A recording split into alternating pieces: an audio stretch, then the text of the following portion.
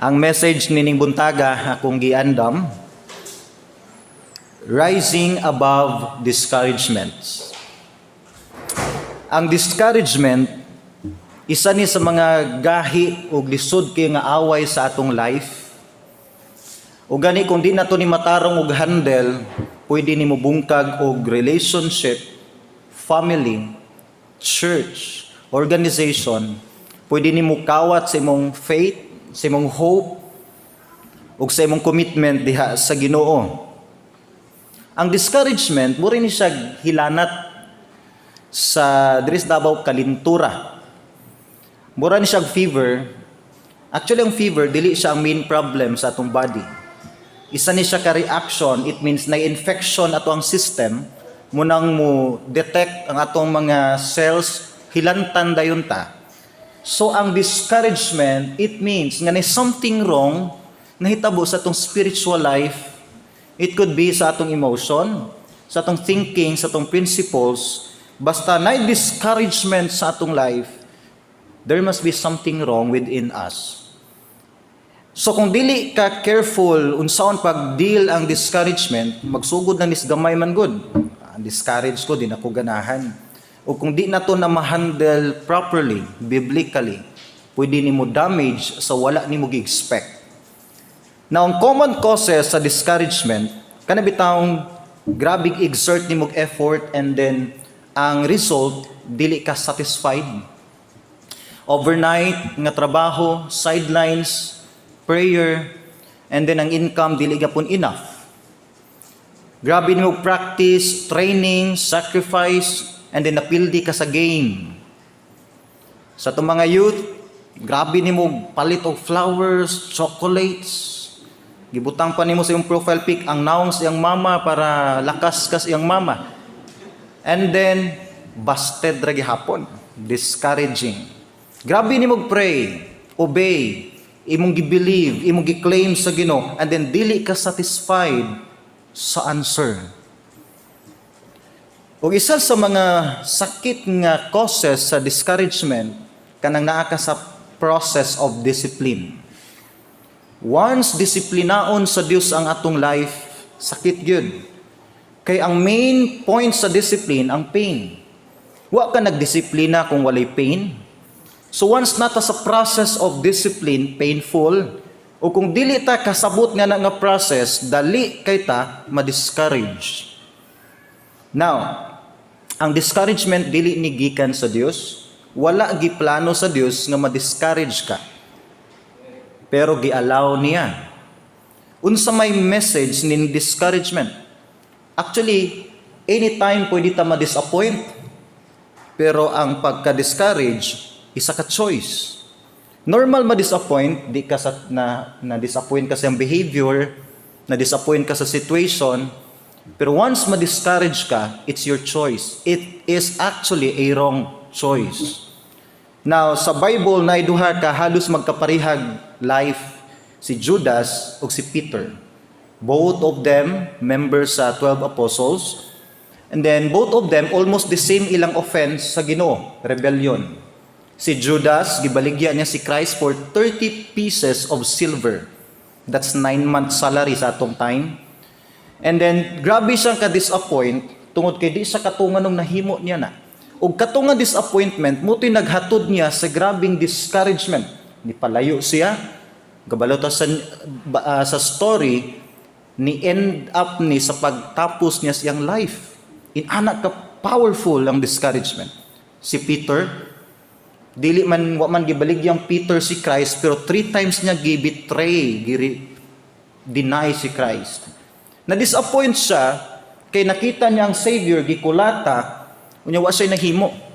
Ang iyang disappointment, mo nihatod niya sa discouragement. Ingon ang Bible nga nibalik siya siyang old life. Di ba mo niya itong ganahan? Once ma-discourage ta, balik din sa red horse. Nibalik si Peter. Good thing about Peter, wa siya nagpabilin sa discouragement. Mi rise above siya. Iyang gi-overcome ang discouragement ug nibalik siya ni Jesus Christ. Duha lang ka klaseng tao ang audience nako karon. It could be, you can be Judas or you can be Peter. You need to make a choice. Magpabilin ba ka sa imong discouragement or sama kang Peter nga imo siyang i-overcome, mubalik ka sa Ginoo. Now, ang discouragement isa ni ka reminder sa atong mga weaknesses. Yes, dili ta ma-discourage kung perfect ta. Di ta ma-discourage kung wala tayong mga weaknesses.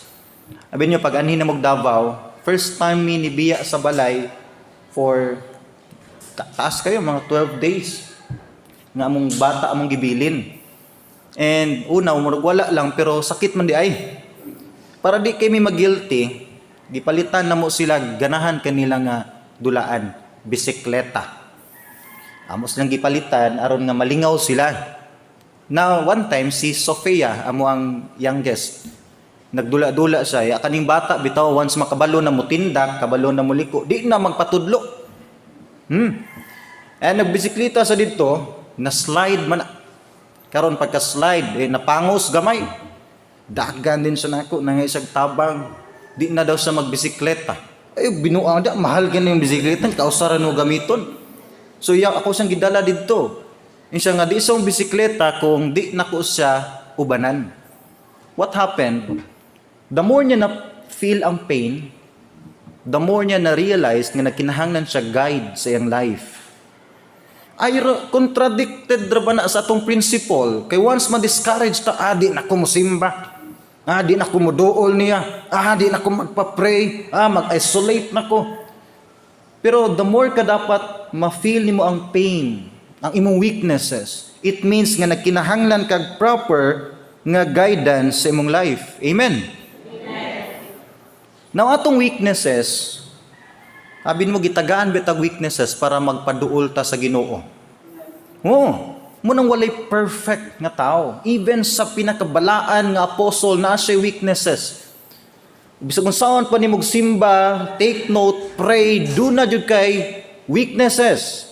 Ug ang purpose ana tungod kay para magpaduol gyud ka og Dios. Tanawa ba bitaw si Christ? Matthew 11:28. Familiar nga verse. Come to me, ingon ni Christ, all of you who labor and are heavy laden. Gitawag ba din niya itong mga hayahay? Gitawag ba din niya itong walay problema? Ang tao nga gitawag ni Christ katong mga nabugatan. Nabugatan ba karon? Asa nga aspect sa imong life nabugatan na ka? Sa imo bang relationships? Sa imo bang career? Sa imo bang health problem nga dugay na kay nimong gipray? Sa imo bang mga bata? Sa imo bang spiritual life? Ingon ni Christ, duol. Ang purpose nga nung naana nga pain hangtod karon, gusto sa Ginoo nga muduol kaniya. And the more ka mo say no ug mo palayo sa Dios, the more na magkangulngul nga pain. Walay laing way nga ma-overcome nimo ang problem ug ang discouragement, ang pagduol gyud sa Ginoo. Wala gitaw nga ni palayo sa Dios nga nimong victorious, nimong powerful iyang life. One day ni barog siya nga, well, nahimo na ko ni tanan tungod sa akong kaayo. Even si Frank Sinatra nga nagkanta sa My Way, nga giangko niya tanang credit siyang success, miserable iyang kinabuhi. Yes, you can be successful in this world. I-applause ka sa mga tao, butangan kag billboard diya sa highway, pero spiritually kung imong soul ngit-ngit pa sa alkitran, wala gyud ka sukad na himutang sa Dios. Og ang mga Christians lang ang nakasabot ni ana. The more na to ma-realize nga walay Kristo, walay proper guidance sa tong life, tanan wa gid tay maani dinis kalibutan. It's a matter of the status of our spiritual condition. Now, si Jonah, sadan si Jonah nasa ilawom sa isda, kinsay magdahom nga mabuhi pa siya. Salida ra man na to makita. Kaya bitaw na ilawom sa isda, nya ni Kamang. Si Robin Padilla lay makahimo ana. Pero reality na sa Bible. Kung si Jonah wa sa misangpit og Dios, wa sa miduol sa Dios, ilawom sa tiyang sa isda, patay na si Jonah. Si Elijah, sadyang nahadlok sa siya mga kaaway, wa siya kadaganan, nagtagob siya sa langob. Kung wa siya niya minaw sa tawag sa Dios, mamatay si Elijah sa gutom. Si David, sadang nahadlok siya sa death threat sa iyang mga enemies. And nag-struggle siya sa iyang sala. Nahadlok siya maya sa Dios. Kung wa sa naminaw sa tawag sa Dios, mag-suffer si David og mayo sa depression. Ug hangtod nga dili ka mo duol sa Dios, magka-worst ug magka-worst ang imong situation. Church, i-take ni siya as medicine. Gusto man ako magpakatawa pero ambot lang, di man ni madag pakatawa gud kay murag seryoso man nga topic. So once naa ka sa mga discouragement, problem, gi-expect sa Ginoo nga mo rise above gyud ka. Gi-expect sa Dios o gusto sa Dios imo nang i-overcome. So what are those three important things para atong ma-overcome ang atong discouragement? Number 1, open your heart to God in prayer. Abi ng prayer, it is a common responsibility sa mga Christians. Tanan ta kabal mo pray. But there's something important part sa prayer, ug special king nga part sa prayer. Ang pag-abli sa imong kasing-kasing diha sa pag-ampo. Usually atong prayer murag words na lang. Way unod. Importante atong kasing-kasing mismo ang nakigstorya sa Dios sa pag-ampo. Isa sa painful kay bitaw sa discouragement kanang walay maminaw nimo.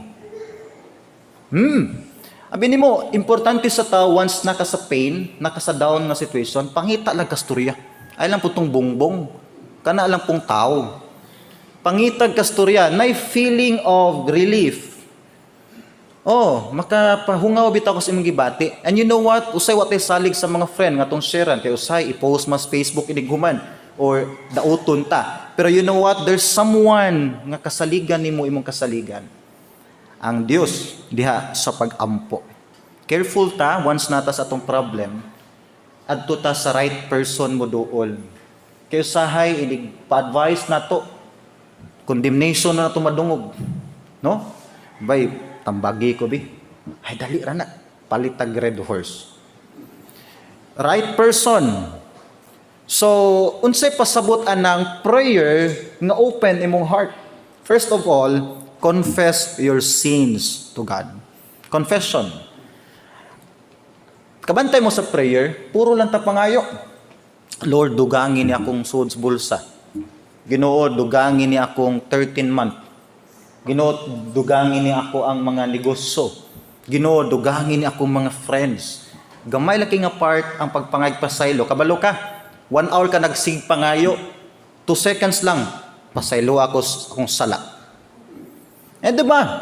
You know what? Ang confession, isa ni ka serious nga prayer. Be specific sa imuhang confession. Tanaw si David. Sa time na discourage si David, nasa siyang depression, kabalo mo unsay gitagaag pansin ni David sa iyang prayer, Psalms 51, verse 3 and verse 4. Awa si David, I acknowledge my transgressions. I acknowledge my transgressions. And my sin is always before me. Against you, you only have I sinned and done this evil in your sight. So ang open nga heart sa prayer, naa kay honesty sa pag-angkon sa imong sala. Kabalo ka nung walay healing, prayerful man nun ta. Tungkol kay even sa atong prayer, dili ta honest sa Dios. Ang general cause sa discouragement is sin. Sala, higala igsuon. And the more ta sigig buhi, sigig feed og sala sa atong kasing-kasing, the more na to giinsulto ang Dios sa atong mga prayers. Ingon ni David, if I regard iniquity in my heart, the Lord will not hear me. Nganong daghan sa tong prayer ang di ma-answer tungod kay daghan kayog hindrances sala nga wala na confess sa atong heart. Masingon sa 1 John 1:9, if we confess our sin, He is faithful to forgive and to cleanse us. Duha, forgiveness o cleansing. So once di na ma-empty out, ma-cleanse ang atong polluted nga heart through confession, babagid na sa atong mga prayers. Munang bisag unsaon nimo gluhod sa pag-ampo kung imong prayer tukmod sa imong garbo, di gyud ka mahil. Ang first step sa heal, admit that you are a sinner. Naa kay sakit. Di man ka magpa-admit kung di ka convinced nga na kay sakit. Bisan pag nanak sa ospital, di gid ka magpaturok kay wa kay sakit. Pero kung imong na-realize nga na kay serious nga cancer, stage 4, tanan, bisan dahon dias gawas, imong daginuton, basin makaayo. Yes, admit that there is something in you nga dapat or mo ni himong babag sa imuhang discouragement. Kabalo mo sa epekto pa sa sala sa atong life, tanawa. Psalms 51:8. The same chapter akong gibasa, mao ni ang prayer ni David sa time nga nasa siyang problem, depression. Psalms 51:8, make me hear joy and gladness. Uhaw si David sa joy, gladness, that the bones you have broken may rejoice. Gabi si David, gawas nga poetic kayo siya, insa na nga bungkag na ning bukog nako Ginoo sa kaguol. Nabay kaguol nga makabungkag og bukog. Now tanawa sa verse 12.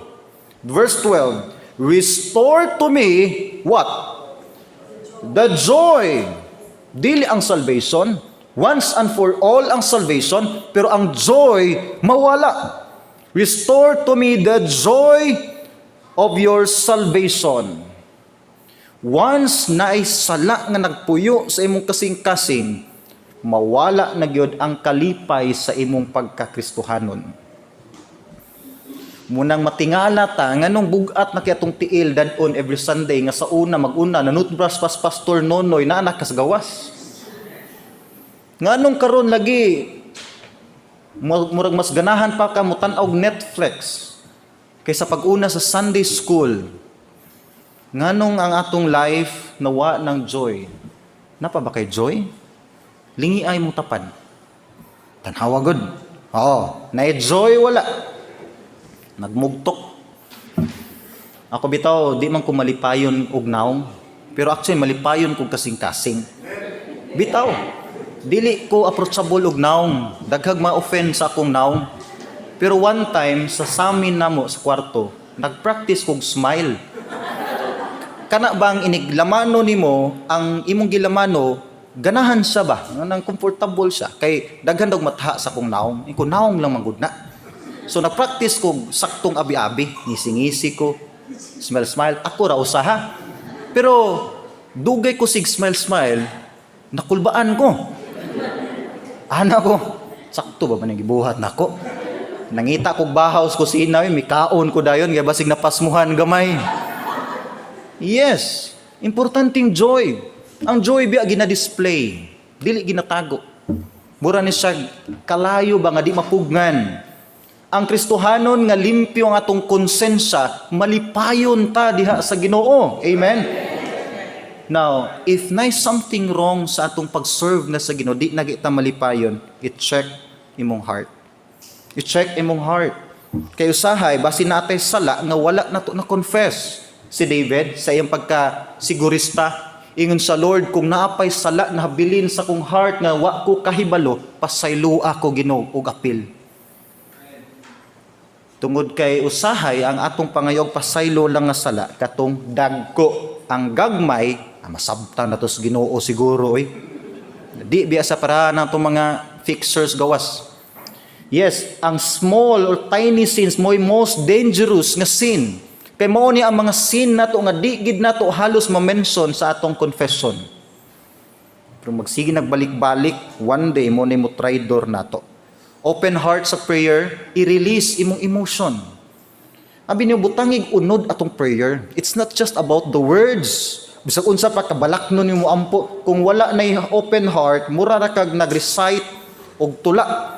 So prayer, night time sa atong life nga nindot kay ihilak kinsay nakasuway. Asa nangatawa mo nagampo. Kisay ka-try nyo nakatry mo naghilak ba? Oh? Abi niyo once natas discouragement, lami kay ingaab sa pagampo. Lami kay ihilak gyud. Ngano na siya? Tud kay ang atong emotion, ang atong tears nagpakita og sincerity sa ato ang prayer. Kabalo ba mo nga ang prayer na siya benefit nato sa health, physical health. According sa study nga ang baby di ay inigawas niya sa taguangkan sa iyang mama, kinahanglan gid siya muhilak. Oh, wa na gikusi is doktor paggawas sa muhilak ginang bata tanan. Once na pa siya sa mother's womb, ang oxygen and breathing di ay sa baby dependent sa iyang mama pinagi sa cord. Kalimot kong sing name ng cord. And then inigawas na sa baby sa taguangkan, responsible na si baby mo ginhawa sa iyang kagulingon. Ug aron nga ma-adapt sa iyang lungs ang outside world, kinahanglan sa mo hilak sa paggawas gyud. Munang delikado ang bata inigawas nga dili muhilak. And sa psychology ug sa science, once nabitaw kay bugat kayo nga gifeel, kanang naa kay gipagdaanan, na kay hugot ba? Importante gyud daw nga imo nang ihilak. Maka-restore ni sa atong emotional balance. Once emotional kay ka, imbalance ka emotionally. Ayaw gihimog dagko nga decision once down kay kastanan. Oh, ug kana bitong lipay pug kay ka, ay pug himog saad. Kay kasagaran mo gini mapakyas. Kana bitong happy kay ka, muhimo kag mga dagkong decision once naka sa balance nga state of your emotion. So ang paghilak di ay beneficial ni sa atong health and even sa ato ang mga prayer. I'm not saying kinahanglan mo hilak yung ka kung mag-ampo. Pero once bugat imong na-feel, ganahan ka mo hilak, go. I-release na sa Ginoo. Di nga bahin dako nagtabang nga ma-release na to atong discouragement. One night, nitawag ang isa ka friend nako. Ingon siya, Pastor John, ato nga time nga down kay ko, wala ko'y kasumbungan. Kabalo ka, ako na lang giampo sa Ginoo ang tanan. Muna'y point nako, ayaw i-neglect ang power sa prayer. Munang ingon ang song, what a friend we have in Jesus. All our sins and griefs to bear. What a privilege to carry everything to God in prayer. Oh, what peace we often forfeit. What needless pain we bear, all because we do not carry everything to God in prayer. Number 2, pursue obedience rather than rebellion. Once discouraged ka, dali kayo ang pagrebelde. Once na kanihiubsan nga tao, once na kanihiubsan nga isa ka organization o isa ka group, even sa church, dali kayo ang pag-rebelde. Sa kunang giingon, vulnerable kay ta once nata nga klase nga state. Nakoy mga kaila nga wa na nanimba tungod sa discouragement. Wa na nakig-fellowship, di na mo simba, di na mo ampo. Nibalik na silang daan gyud nga kinabuhi. Ang rebellion, according sa dictionary, it is the refusal to come under the authority of someone who is above you. That's rebellion. Ang pagsupak nimo sa authority nga mas labaw nimo. So, talking about rebellion, dili nitong pagsukol gid nimo nga nakigibuhat lang. Even sa mga simple action, decision nga go against sa someone nga above nato is an act of rebellion. Ug once ma-discourage ta, dali kayo gid ang paghimog mga plano nga against na sa will sa Dios. Now sa Bible, daghan ang mga tawo nga na-discourage. Si David, sa dihang gipangita na gihanting na siyang King Saul, na-discourage siya. Na-discourage siya kaya nasa sinful nga battle deep inside. Si Elijah, na-discourage siya sa diyang gigukod na sa iyang mga kaubay sa mga kalaban. Wa na siya kaunon, nagtago na sa langob. And even si Moses, na-discourage siya sa kagahig ulo ilid sa katauhan sa Israel. Si Jeremiah, na-discourage pud siya, kinakita niya ang pagkahagba sa yuta sa Israel, gikan sa mga kaaway. And even ang mga apostles, daghan sa mga apostles ang na-discourage. Pero kabalo mo nga nung gibutang gyapon sila sa Bible, nga nung powerful gihapon kay ilang testimonies, tud kay in spite sa mga discouragement, wala nila gipili ang pagrebuilde sa Dios. Abi nimo, once mo rebuild bitaw ta sa Ginoo, muna'y pinaka-horror hadlok nga part gyud moments sa imong life. Ngano man, tanawa, 1 Samuel 12:15. 1 Samuel 12:15. However, if you do not obey the voice of the Lord, but rebel against the commandment of the Lord, then the hand of the Lord will be against you. Once mo rebuild ka sa Dios, once magkinabuhi ka nga supak sa iyang kabubuton nga gikan na kadiha, mismo ang Dios na ang imong kalaban. O walay bisan isa nga karakter sa Bible nga nahimong victorious sa iyang pagsukol sa kabubuton sa Dios. I don't know unsay gibangga nimo karong problema nga lisod kay sulbaron, pero i-question daw, basin dili gyud sila o siya ang imong kalaban, basin ang Dios.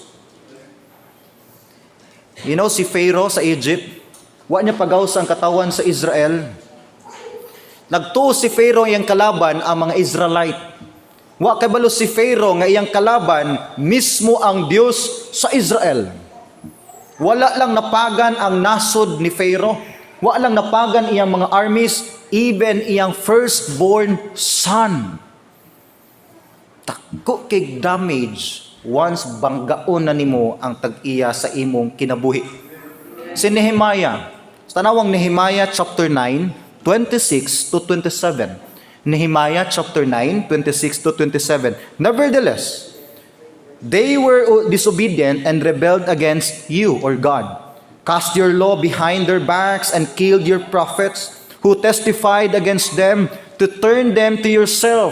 And they worked great provocations. 27. Therefore, tanawang kasuko sa Dios sa katawan sa Israel, sa kagahi silang ulo, you delivered them into the hand of their enemies. Ug mo ni pinaka di nato ganahang may tabo kanang ihatod ka sa Ginoo sa ba gyud sa imong mga kaaway nga pildi. Lisod biya na ni kamot ganitag nga di ta mapildi. Unya once ang Ginoo atong at bangon, pakaulawan ta niya mismo sa tiilan sa atong mga kaaway. I don't know kung na-discourage ka, one day ma-discourage jud ka. Di man ta ka lusot gud ani. Pero ay gyud itugot nga magrebelde ka tungod sa discouragement. Habi nimo ang church isa ni ka spiritual home biya nato. It is a place of comfort and restoration. Bless biya mo dinhi kay namoy pastor nga gwapo. Okay. Pastor, naaywa ng amen, pastor. Gawas nga gwapo, no? Namoy nindot kay nga building. Bugnaw. Sa kung sa kainit imong ulos gos, igsudi mo dinhi, takigan ka, kadali. Nindot bitaw inyong place. Isa sa di na ko malimtan sa Bethsaida, ang kanang pagka walang ta nag-COVID, no? Nag-COVID nang murang na distance gamay, pero sa una, kuyo kita mo hangop. Oh, naibisita mo abuti, matingalan gud siya kay mura na mo igsuon. Mura mag-ilis ninyong naong inigbiso-biso, maglisod na tangtangon ba? Oh, muna di na ko malimtan biya sa Bethsaida. Gidaan ako nas Mactan. Mactan pod karon dito. Magbaylo na halos og naong. Ang di na ko malimtan sa Bethsaida, kanang tinabangay, unsay wala. Sige, tagaan ti ka. And yes, mo ginang design sa church. Kabalo mo ang church, isa ni ka tambalanan bias mga nasakit nga mga karnero. Muna every time mo duol tag church, feeling comforted ta, feeling restored ta, there's something inside nga sa church lang gid nimo makuha. Kay ngano na gi-design ang church nga para ma-restore ang mga na-discourage. Munang naatay spiritual home, natay nindot nga mga kaigsuunan, namoy nindot nga building, nindot nga location, wala gyud nakita nako nga rason nga magpabilin kas imuhang discouragement. Balik sa panimalay sa Dios. Number 3. Always remember your identity. You are a child of God. Once ma-discourage ka, ay gyud nagkalimti nga identity. Kasi malimtan pa nato gani ang anak daytang kuan. Pero ayaw gid ang pagkaanak nimo sa Dios. Now, gina-take advantage ni Satan once weak kay ta emotionally and spiritually.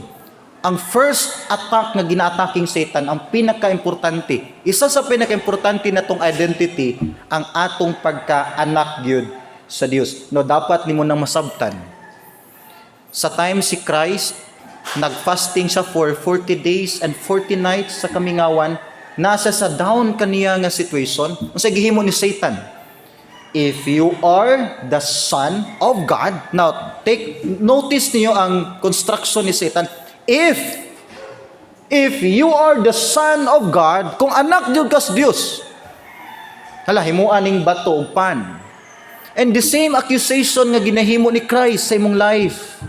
Ampo, kung anak jud kas Dios, wa man na ginatubagay mong prayer. Miserable man ang imong life. Anak jud kas Dios.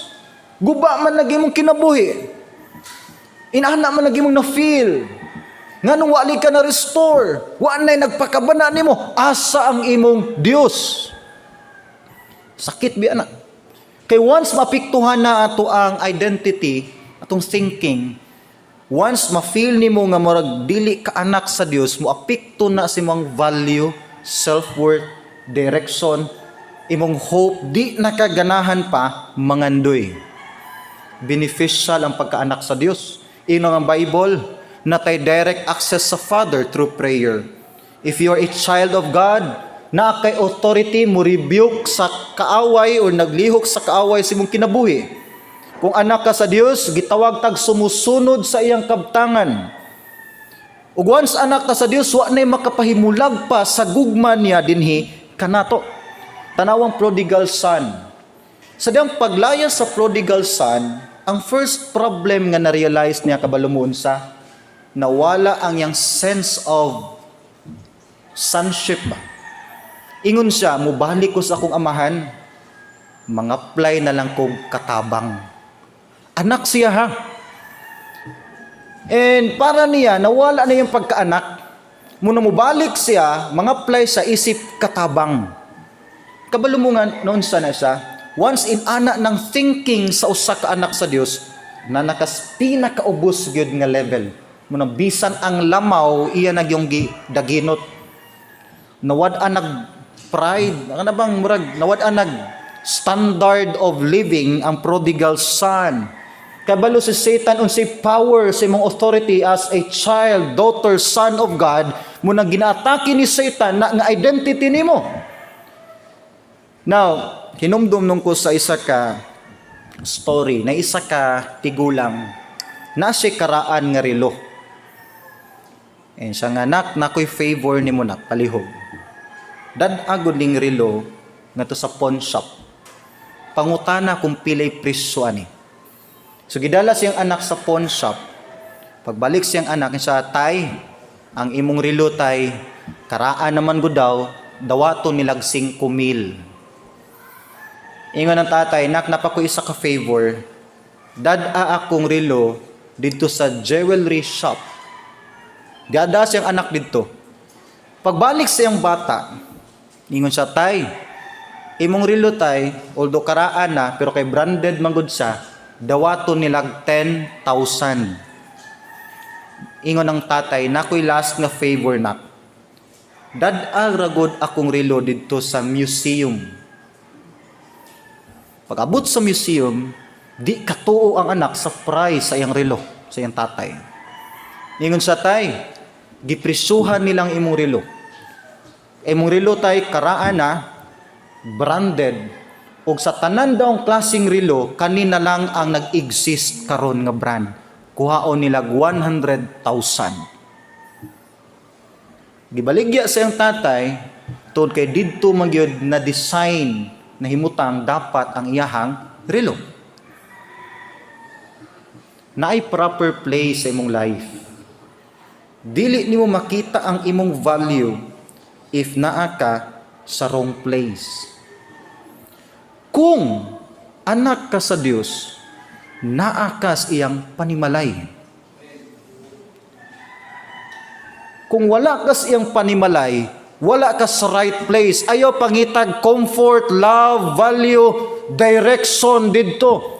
Ang direction sa Dios, ang comfort sa Dios, ang value sa imong life, imo nang masabtan once naa ka sa iyang panimalay.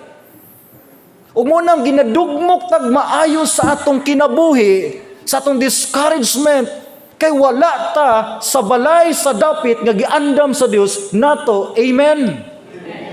Kung anak ka sa Dios, nag-serve ka sa iyahang panimalay. Ug hangtod nga dili ka mo balik sa Dios, di gyud niyo makit-an ang tinuod nimong bili.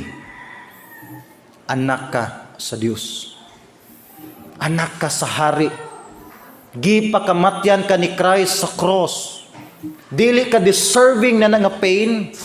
Dili ka deserving na nga discouragement.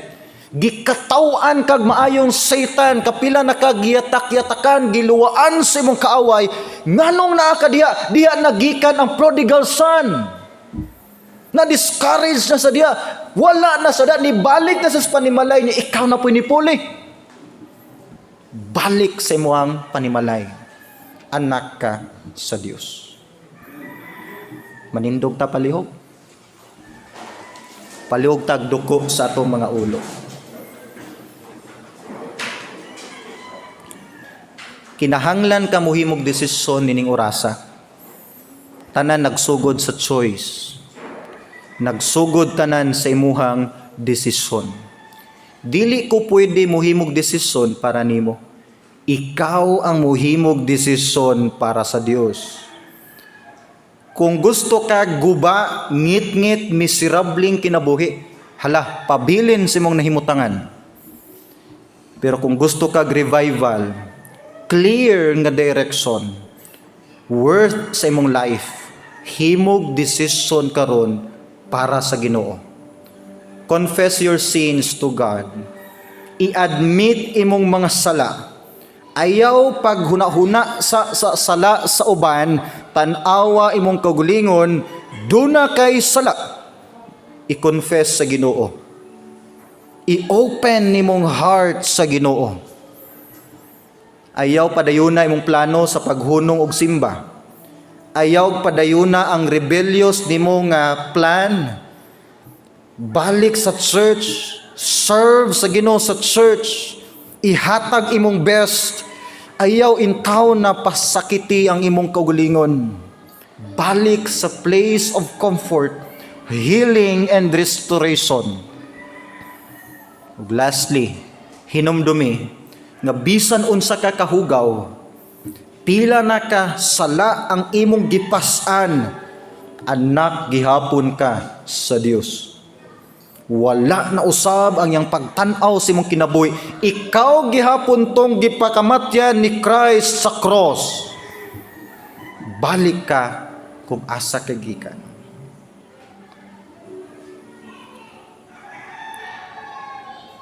I have decided to follow Jesus. I have decided to follow Jesus. I have decided to follow Jesus.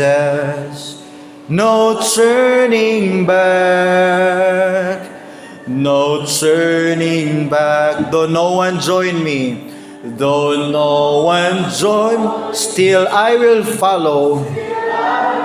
Amen. Though no one join me, still I will follow. Though no one join me, still I will follow.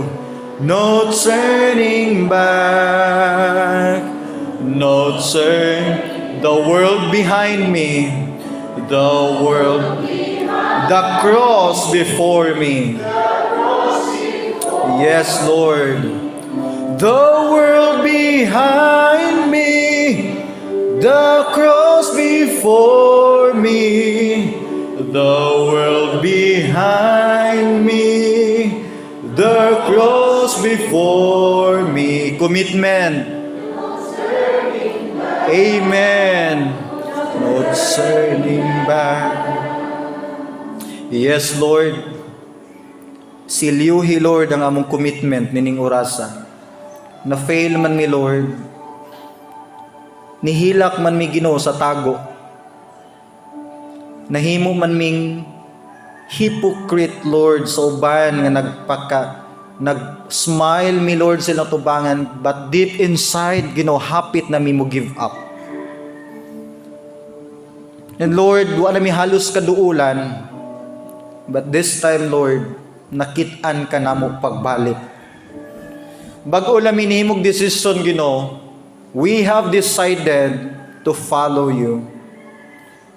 Among gidesisyonan, Lord, nga mo pabilin gid mo nimo amahan hangtod sa pagbalik sa imong anak para kuhaon mi. Silyuhi mi, Lord, nga dinaunta makasamok pangyawa sa among kinabuhi. Nga kiniunta nga desisyon, Lord, hangtod na ni sa pagbalik na ni Kristo. Ginoo, ayuha karon, Lord, ang mga nasamdan namong pagbati. Nasamdan namong mga huna-huna ug kasing-kasing. I-restore, Father God, pinagi sa power sa imong Holy Spirit. Ginoo, nga mobalik ang among love, ang among humility, mobalik, Lord, ang among passion, mobalik, Lord, ang among commitment, mobalik, Lord, ang joy sa imong salvation, mubalik, Ginoo, nga amo ang sincerity diha, Lord, sa pag-serve nimo. And nasayod mi, Lord, walay gahom ang discouragement karon sa among kinabuhi. Mas powerful ka kung among itugyan nimo ang tanan. I-bless ni Lord nga mga katauhan karon, Ginoo. I-bless ilang desisyon. I-bless ang usa ka tawo karon, Lord, nga mihilak, Ginoo, tungod kay nasayod siya nga gidawat nimo siya likod sa iyang kapakyasan. I-bless, Lord, kini nga church nga magpabiling panimalay sa mga nasamdan, Ginoo, namo nga mga pagpati. I-bless ang leadership ni Pastor Teng. In Jesus' name we pray. Amen og amen. Og ihatag nako karon sa ato ang song leader.